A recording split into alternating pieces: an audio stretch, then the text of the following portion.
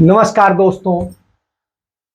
जब झूठ और मक्कारी की राजनीति चल रही हो तो उस स्थिति में आपसे बात करनी पड़ेगी, आज के इतिहास पे बात करनी पड़ेगी, आने वाले वक्त की बात करनी पड़ेगी। और इन सब चीजों के सवाल दफन है कुछ संविधान के पन्नों में, कुछ कानून के पन्नों में और कुछ जनता के बीच। तो इस इतिहास पे बात करें उसके पहले एक छोटी सी इसको लेकर के हमारे केशव कृपाल जी महाराज हैं, उन्होंने सोहनलाल द्विवेदी जी की एक कविता शेयर की जो बहुत बड़े कवि थे। उनका था, कांपता असत्य कांपती मिथ्या, बर्बरता कांपती है धर थर, कांपते सिंहासन राज मुकुट, कांपते खिसके आते भू पर, हैं अस्त्र शस्त्र कुंठित लुंठित सेनाएं करती ग्रह प्रयाण, रण भेरी तेरी बजती है, उड़ता है तेरा ध्वज निशान, हे युग दृष्टा हे युग सृष्टा, पढ़ते कैसा यह मोक्ष मंत्र, इस राजतंत्र के खंडहर में उगता अभिनव भारत स्वतंत्र, अभिनव भारत स्वतंत्र। तो ये बात जब सोहनलाल द्विवेदी जी ने लिखी होगी तब उन्हें पता नहीं होगा कि एक समय में गांधी का एक वंशज आएगा और वो आंधी तूफान बारिश झोंकों किसी की परवाह किए बिना धरती पर धरती पुत्र बनकर, भारत पुत्र बनकर चल रहा होगा, लड़ रहा होगा। और वही लड़ने का खेल हमने कल देखा जब राहुल गांधी भारी बारिश में उस माहौल में वहां पर पहुंचे थे कर्नाटक में मैसूर, और पूरी जनता रात तक टिकी रही उनके भाषण को सुनने के लिए, भीगती रही। और राहुल गांधी ने भी भीगते हुए भाषण, वो हिंदी में बोल रहे थे, वहां के काउंटर पार्ट उनके कर्नाटक के उसे कन्नड़ में उसका अनुवाद करके लोगों को बता रहे थे। तो ये स्थिति, तो आप इससे समझिए कि क्या है ये हिंदुस्तान। तो आज बात करूंगा, आज 3 अक्टूबर, मैंने जैसे आपको कल बताया था कि अक्टूबर का महीना बहुत ऐतिहासिक, इसमें कुछ अच्छी कुछ खराब तमाम सारी जो है सूचनाएं बनी हुई आज आप सुन रहे हैं कि ईडी का इस तरह से दुरुपयोग हो रहा है कि पिछले जो चंद सालों के भीतर ईडी ने 5422 केस रजिस्टर किए, और 5422 केस मतलब 5422 केस रजिस्टर किए, और उनमें सिर्फ 23 मामलों में ही वो सजा करा पाए, यानी बाकी मामले झूठे पाए गए और उनमें सभी निर्दोष पाए गए। तो यह ईडी के केसेस का जो है पूरा सिलसिला है। लेकिन ईडी छापे मार रही है, ईडी कार्रवाई कर रही है, ईडी संपत्ति जब्त कर रही है, ईडी ये कर रही है, यही मीडिया में दिखाई देता है। आज के किसी अखबार ने नहीं बताया कि रात में राहुल गांधी ने किस तरीके से भीगते हुए पूरी सभा की। सिर्फ एक अखबार द हिंदू, चूंकि वो लोकल अखबार है वहां का, इसलिए द हिंदू में एक खबर, शेष किसी भी मेन स्ट्रीम के दिल्ली के किसी भी मीडिया में जो प्रधानमंत्री नरेंद्र मोदी छींक देते हैं, अरविंद केजरीवाल छींक देते हैं, उसको छापता है, दिखाता है, और बड़ा बड़ा दिखाता है। इस देश का मीडिया दिखाता है, अखबार दिखाता है, कहीं नहीं। और यह खबर न होना इस बात का संकेत है कि असत्य किस तरह कांप रहा है, कांपती है मिथ्या, बर्बरता थर थर कर रही है। तो वो स्थिति है।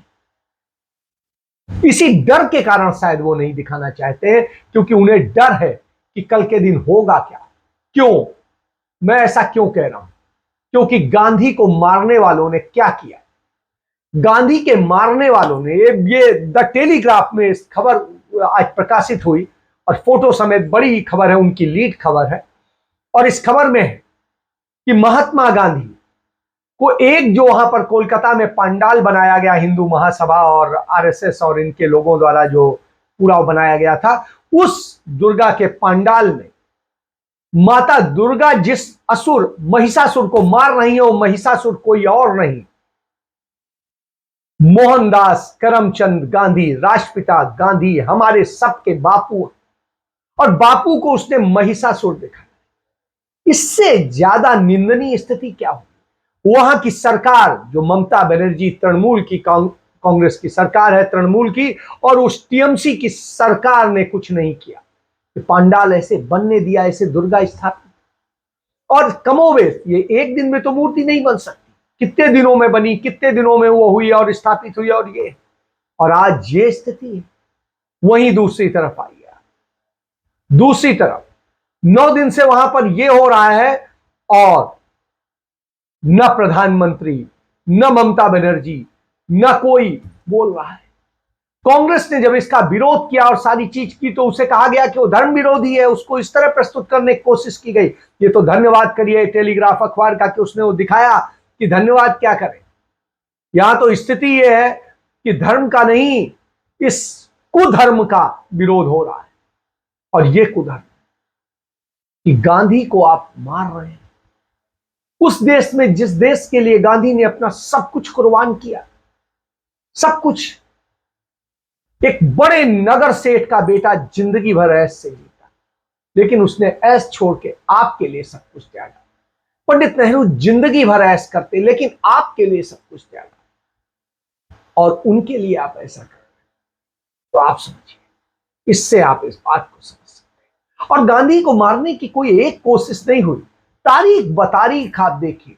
5वीं कोशिश में गांधी को सशरीर मारा गया था, और उसके बाद अब तो हर साल हर वक्त मारने की कोशिश की जाती है इन फांसीवादियों द्वारा, इन नफरती लोगों द्वारा। इसीलिए राहुल गांधी को उतरना पड़ रहा है, भीगते हुए आंधी थपेड़ों के बीच में उसे गर्मी सर्दी सब कुछ भूलकर, उमस भूलकर लड़ना पड़ रहा है। तो आप समझिए, 25 जून 1934 पहली बार गांधी जी की हत्या का प्रयास हुआ,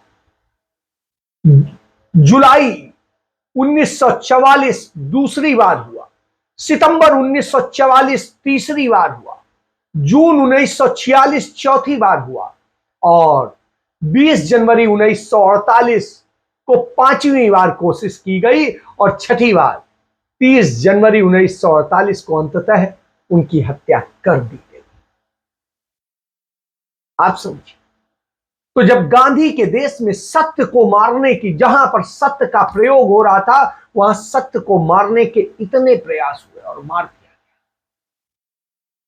आप समझिए, और गांधी को हत्यारों को बचाने के मोरारजी देसाई समेत तमाम सारे लोग जो कांग्रेस में भी बैठे थे संघी प्रवृत्ति के, वो भी लग गए।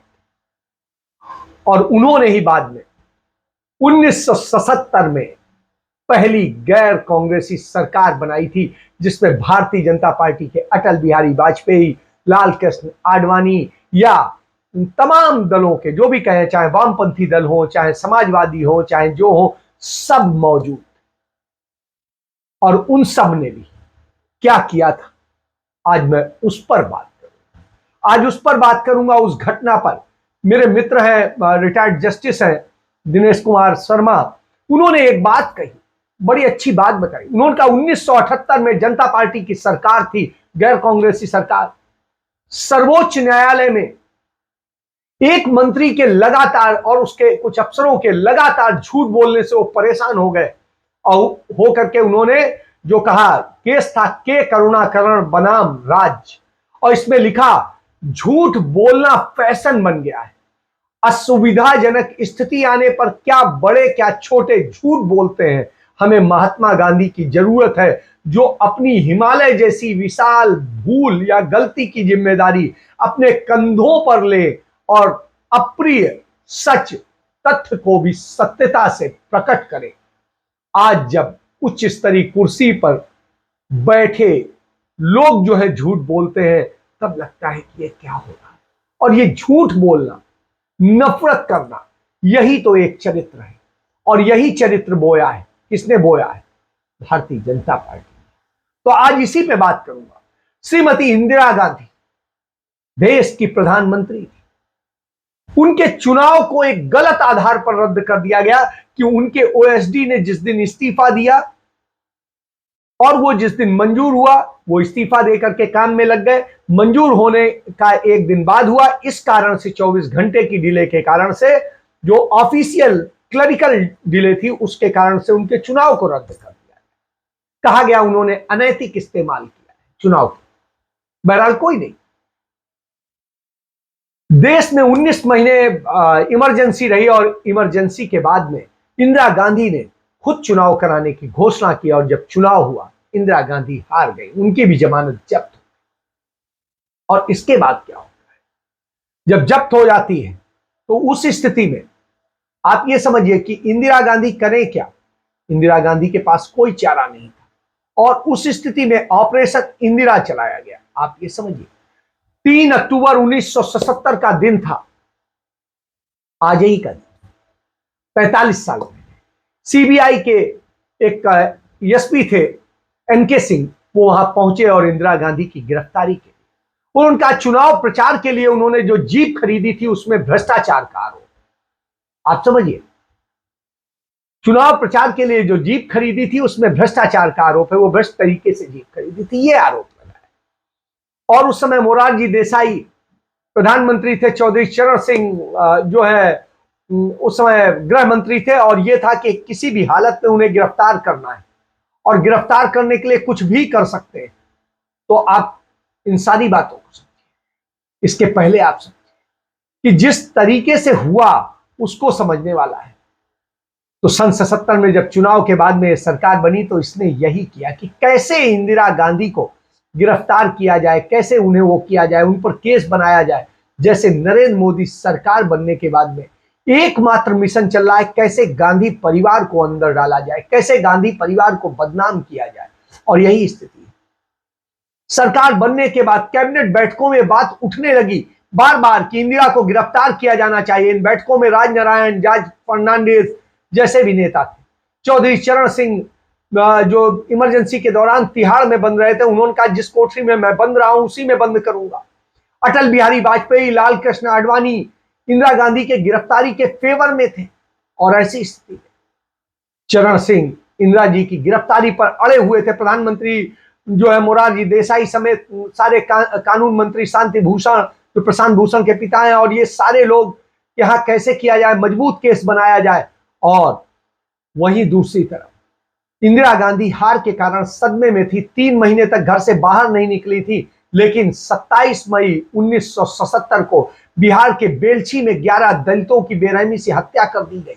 सवर्णों ने हत्या कर दिया और नतीजा क्या हुआ, उसके बाद में कांग्रेस, श्रीमती गांधी ने कहा नहीं मैं वहां जाऊंगी, और बेलछी गई और वहां बाढ़ आई हुई थी। और उस स्थिति में वो कैसे जाती, इंदिरा गांधी हाथी पर बैठकर वहां पहुंची और 5 दिन रुकी, और 5 दिन रुक करके उन्होंने उस दर्द को समझा। और इसके बाद में जब ये खबर फैली तो पूरी जनता पार्टी सरकार में घबराहट हो गई, और ये हुआ हर हाल में, हर स्थिति में तुरंत गिरफ्तार करो, कैसे करो, उन पे केस बनाओ, कुछ करो। सीबीआई को बुलाया गया और एनके सिंह एक अफसर थे जो एसपी थे, उनको बुलाया गया और कहा गया बड़ा भयंकर केस बनाओ।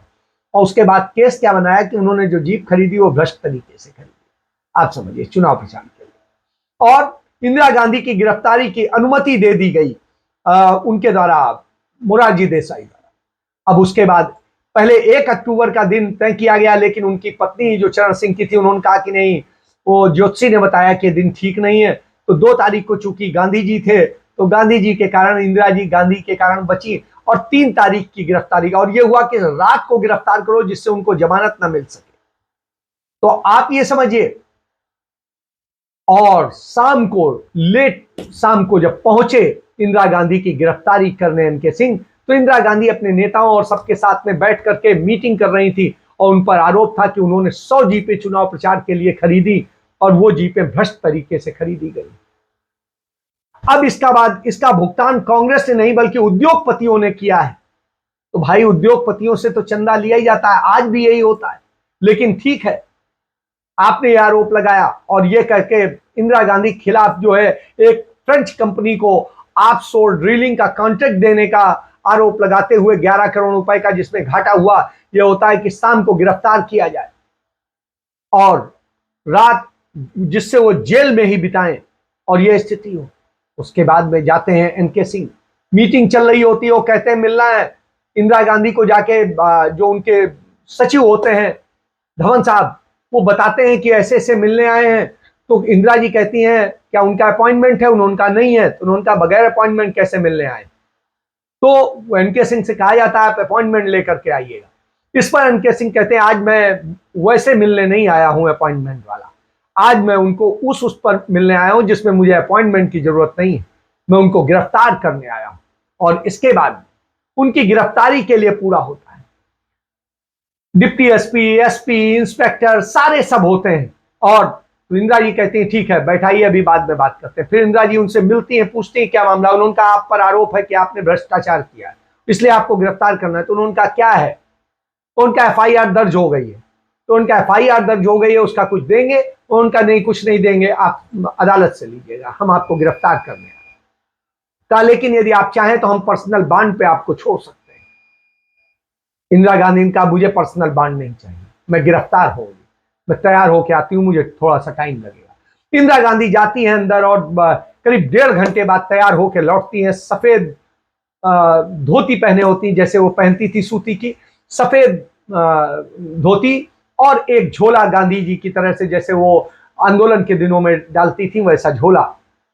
ये वो इंदिरा थी जो शादी के 6 महीने भी नहीं हुए थे और देश की आजादी के आंदोलन के दौरान वो गिरफ्तार हुई थी और जेल में रही थी। वो इंदिरा गांधी, तो वो जेल से क्या डरेंगे। उन्होंने कहा मैं गिरफ्तारी दूंगा। उन्होंने कहा नहीं हम आपको जमानत देना चाहते हैं। उनका नहीं, मुझे जमानत नहीं चाहिए, मुझे गिरफ्तारी हो, गिरफ्तार होगा। उनका अच्छा। और उसके बाद में वो बाहर आई और बाहर आने के बाद में उन्होंने गिरफ्तारी देगी। आर के धवन भी उनके साथ चलना चाह रहे थे, उन्हें मना कर दिया गया। एक महिला उनकी साथी थी, वो साथ में गई। और इंदिरा गांधी जिस तरीके से, तो उन्होंने कहा क्या है आइए आप। अब अंदर का माहौल ये था कि तब तक संजय गांधी और सारे लोग जो है, संजय गांधी और प्रियंका गांधी, वो मेनका गांधी बैडमिंटन खेल रहे थे, उन्हें पता चला तो उन्होंने अपने लोगों को किया। सीपीएन सिंह जैसे और तमाम सारे फ्रैंक एंटनी जैसे लोग जो है वहां पर मौजूद थे, उन्होंने बताया कि नहीं ऐसे कैसे ये ले जा सकते हैं। लेकिन इंदिरा का नहीं, ये गिरफ्तार करना चाहते हैं तो हम देना चाहते हैं, कोई बात नहीं। और इसके बाद में इंदिरा गांधी कहते हैं ठीक है चलिए आप। तब तक कार्यकर्ताओं का हुजूम, ये खबर फैलती है, तब कोई सोशल मीडिया नहीं था कि इतनी जल्दी पहुंचे, ना मोबाइल थे। जैसे खबर मैन टू मैन पहुंची और उसके बाद में धीरे धीरे भीड़ लगने लग गई। और जब तक इंदिरा गांधी 1.5 घंटे बाहर निकलती, ललित माकन पीछे पीछे सीट पर जाके बैठ गए। और उस पर यह हुआ, उनको ललित माकन को कहा गया कि नहीं आप जाइए। फिर निर्मला देश पांडे जो इंदिरा गांधी की पीस फाउंडेशन की प्रमुख थी, वो गई, वो बैठी और वो उनके साथ चली। और उसके बाद में जब वो लेके चले तो उनको फरीदाबाद लेके जाने का, जहां बॉर्डर पे पहुंचे, रेल आ रही थी तो क्रॉसिंग बंद थी तो रुकी, तो इंदिरा गांधी वहीं पर एक चबूतरे में बैठ गई। कहे हमारे वकील बता रहे हैं, वकीलों ने कहा कि कैसे दूसरे राज्य में ले जा सकते हैं बगैर कोर्ट की परमिशन के। और इसको लेकर के पूरा बवाल खड़ा हो गया। और एनके सिंह की स्थिति यह हो गई कि वो डर के मारे कांपने लगे, क्योंकि जनता ने उन्हें घेर लिया था और काफिला रुकने को तैयार नहीं था। ऐसी स्थिति में उस समय डीआईजी थे आईसी द्विवेदी, यूपी कैडर के थे। आईसी द्विवेदी ने, जो सीबीआई के डीआईजी थे, उन्होंने कहा नहीं नहीं इंदिरा जी सही कह रही हैं। उन्होंने उसके बाद में दिल्ली के गेस्ट हाउस में किंग्स वे कैंप में लेकर के गए और वहां पर पुलिस का जो वो था पुलिस ऑफिसर्स मेस, उसके अंदर पूरा बनाया गया, उसे टेम्परेरी जेल बनाई गई और वहां रखा गया वीआईपी कमरे में। और उसके बाद में अगले दिन उन्हें खाने देने दिया गया, उन्होंने खाने से मना कर दिया, कुछ भी कर दिया। अगले दिन संडे था, उसके अगले दिन जो है मंडे को उन्हें जब पेश किया गया, तो स्थिति यह है कि मंडे को जैसे वो पेश होती हैं वैसे ही वो अदालत में जाती है। अदालत चीफ मेट्रोपॉलिटन मजिस्ट्रेट पूछता है कि आखिर आरोप क्या है। सॉरी, मैं बोला बीच में, संडे को गिरफ्तार किया गया था, मंडे को पेश किया गया। तो जब मेट्रोपॉलिटन मजिस्ट्रेट के सामने पेश किया गया तो मेट्रोपॉलिटन मजिस्ट्रेट ने पूछा क्या आरोप। राजीव गांधी अपने वकील के साथ में थे, उन्होंने कहा कि साहब ये है। और वो एफआईआर देखने के बाद वो हंसे और उसके बाद बोले इसमें सबूत क्या है, एसपी साहब ये बताइए किस आधार पर गिरफ्तार किया, क्या आपने पूछताछ की, क्या आपको मिला, क्या सबूत थे। उनका एफआईआर दर्ज है, मुझे मौका दीजिए। उनका मौका तो तब दिया जाता है जब कोई सबूत का कोई भी आधार हो गिरफ्तारी का, यहां तो आधार भी नहीं। और उसके बाद में मजिस्ट्रेट ने कहा नहीं, ये पूरा केस ही डिसमिस होता। क्योंकि इस केस में तो कुछ है ही नहीं जो एफआईआर आपने पेश की। जब आपने गिरफ्तार किया है तो होना चाहिए था। और उसके बाद में वही जैसे वो डिसमिस बोलते हैं, संजय गांधी बाहर आकर के चिल्लाते हैं कि केस डिसमिस, केस डिसमिस, और उसके बाद में होती है स्थिति, पूरी खुशी की लहर दौड़ जाती है। और उसके बाद में दादा प्रणब मुखर्जी जो बाद में राष्ट्रपति बने, वो चिल्लाते हुए बाहर कहते हैं कि जिस जनता पार्टी के नेताओं को 19 महीने इंदिरा गांधी ने जेल में रखा, वो उन्हें 19 घंटे भी जेल में नहीं रख सके। तो आप इससे समझिए, तो इससे बड़ा राजनीतिक घटना कुछ नहीं हो सकती थी, झूठ नहीं हो सकता था। तो यह हिंदुस्तान के अंदर जांच एजेंसियों के दुरुपयोग का पहला मामला है। इस देश के पहले, इसके पहले कभी भी जांच एजेंसी का, और वो भी प्रीमियर जांच एजेंसी का दुरुपयोग कभी नहीं हुआ था। लेकिन हर बार जब दुरुपयोग हुआ है तो वो वक्त कब था? वो वक्त था गैर कांग्रेसी सरकार। इसके बाद राजीव गांधी पे जिस तरह आरोप लगाए गए और लंबे समय तक परेशान किया गया, सीबीआई से लेकर सब कुछ किया गया, 64 करोड़ की दलाली लेने का आरोप लगाया गया था और 250 करोड़ से अधिक खर्च कर दिए गए उस जांच में। फिर और प्रोसीडिंग में जो खर्च हुए होंगे वो अतिरिक्त हैं, और इन सब के बाद में पाया गया कि वो निर्दोष। इसी तरीके से आपको याद होगा, यूपीए सरकार में, मनमोहन की सरकार में, कांग्रेस के नेताओं पे और गैर कांग्रेसी जो सहयोगी नेता थे उनके ऊपर आरोप लगे, किसी पर 2G, किसी पर कोयला स्कैम, किसी पर कोई स्कैम, किसी पर कॉमनवेल्थ कोई, और हर मामले में सभी निर्दोष पाए गए। अदालतों ने निर्दोष दिया, चाहे रेलवे का हो, चाहे जो हो, सब में। और वो सारे निर्दोष पाए गए इस मौजूदा नरेंद्र मोदी की सरकार। उसके बाद, और उसके बाद आपको याद होगा अदालत ने भी इनकार कर दिया था, और उसके बाद जब नरेंद्र मोदी ने दोबारा एफआईआर दर्ज कराई, दोबारा कराई, और नेशनल हेराल्ड मामले में राहुल गांधी, सोनिया गांधी और उनके पूरे परिवार को बदनाम किया जाता था, ईडी और उसके जरिए और सीबीआई के जरिए तमाम किया गया। उनके सोनिया जी के दामाद रॉबर्ट वाड्रा को बदनाम किया गया कि उन्होंने ये कर लिया, वो कर लिया, और सारी हाई कोर्ट के जस्टिस के नेतृत्व में बेंच बनाई गई और कमीशन बनाया गया, जांच की गई, और कोई सबूत नहीं पाया गया। तो आप इससे समझ सकते हैं कि कैसे ये सत्ता दुरुपयोग करती है, और ये जब दुरुपयोग करती है तब लगता है कि क्या, कहां चल, सिर्फ चुनाव जीतने के लिए झूठ की बुनियाद पे सब कुछ होता है। और यह इस बात का सबूत है कि गांधी नेहरू परिवार पर हमले आज से नहीं होते आए। आजादी की शुरुआत से, जब आजादी मिले उसके पहले, आजादी की लड़ाई के समय से लेकर के उस परिवार में कोई ऐसा सदस्य नहीं है जिसने जेल न काटी हो। इंदिरा गांधी खुद 14 साल की थी तब पहली बार जेल गई थी। तो आप समझिए कि लगातार, तो उनको न जेल से डर है न कुछ है। तभी राहुल गांधी कल भीगते हुए कहते हैं, मैं डरता नहीं हूं, मैं यात्रा लेके निकला हूं, जोड़ने के लिए निकला हूं, नफरत खत्म करने के लिए निकला हूं, झूठ से लड़ने के लिए निकला हूं, और इसलिए यह यात्रा चल रही। तो आप इससे समझ सकते हैं कि किस तरह की स्थिति है कांग्रेस पार्टी में, जिसमें लोकतंत्र खत्म होने की बात कहते थे। सबसे बड़ा उदाहरण है कि कितना बड़ा लोकतंत्र है, कि जिन लोगों ने, चौधरी चरण सिंह ने इंदिरा गांधी को जेल में डालने का पूरा षड्यंत्र रचा, इंदिरा गांधी ने उन्हें भी प्रधानमंत्री बनाया। जिन लोगों ने राहुल गांधी को पप्पू फ्रेम करने की कोशिश की, उन लोगों को भी मंत्री बनाया और उनको भी तमाम जगह पर अपनी पार्टी में सम्मानजनक स्थान। उस G23 के लोग जो बार बार वो करते थे, उन्हें भी सम्मान से दिया गया। गहलोत के नाम पर तमाम चीजें हुई और गहलोत को भी फिर भी एकोमोडेट किया गया। और इसके बाद आप देखिए, आज कांग्रेस पार्टी में चुनाव हो रहा है। पहली बार किसी यहां पर कांग्रेस के अलावा किसी दल में चुनाव हो रहा है राष्ट्रीय अध्यक्ष। नहीं तो सब जगह बपौती चल रही है, मनमानी चल रही है। तो यह कांग्रेस, लोकतंत्र की कांग्रेस। तो इसलिए राहुल गांधी सही कहते हैं कि वो लड़ने निकले। किस बात से? झूठ से, मिथ्या से, क्योंकि झूठ के बूते ही इनकी बुनियाद खड़ी। और जब ऐसे चले तो आपको इस इतिहास को याद करना पड़ेगा। यही अक्टूबर का महीना है जब श्रीमती इंदिरा गांधी की उनके गद्दार अंगरक्षकों ने हत्या कर दी, कायर अंगरक्षकों ने हत्या कर धोखे से देश की शान, महिलाओं की शान श्रीमती गांधी, और अब युवाओं की, प्रौढ़ लोगों की और सबकी, पूरे देशवासियों की शान राहुल गांधी बन चुके हैं, उम्मीद बन चुके हैं, भविष्य उनमें दिखता है। और उस भविष्य की आस में लोग भीगते हुए, भयंकर हवा चल रही थी, बारिश हो रही थी, सब कुछ हो रही थी, भीगते हुए उनका भाषण सुनने के लिए बिल्कुल आराम से बैठे थे, और राहुल गांधी भी भीगते हुए सबको संबोधित कर रहे थे। यह अपने आप निशानी है कि लोकतंत्र वास्तव में कहां है और कौन उसे जीवित रखे। इसके साथ मैं आपसे आग्रह करूंगा, सच को पहचानिए, जानिए, नहीं तो आपका और सबका भविष्य बर्बाद होगा, क्योंकि देश की अर्थव्यवस्था तो बर्बाद हो चुकी है। अब रोजगार खत्म हो चुके हैं, और आरएसएस के सर्वोच्च पद पे बैठे हंसबोले भी कहते हैं कि देश महंगाई, बेरोजगारी और नफरत से जूझ रहा है। पूरी तरीके से सब बर्बाद हो चुका है।